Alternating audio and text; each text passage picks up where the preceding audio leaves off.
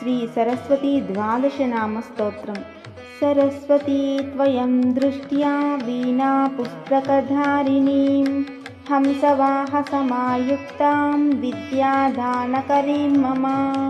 प्रथमं भारती नामा, द्वितीयं च सरस्वती, तृतीयं शारदा देवी, चतुर्थं हंसवाहनी, पंचमं जगति ख्याता, षष्ठं वागीश्वरी तथा कौमारी, सप्तमं प्रोक्ता, अष्टमं ब्रह्मचारिणी, नवमं बुद्धिदात्री च दशमं वरदायिनी, एकादशं क्षुद्रघण्टा, द्वादशं भुवनेश्वरी।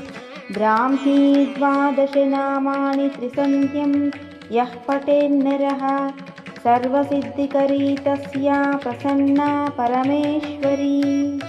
सा मे वसतु जिह्वाग्रे ब्रह्मरूपा सरस्वती। इति श्री सरस्वती द्वादशनामस्तोत्रं सम्पूर्णम्।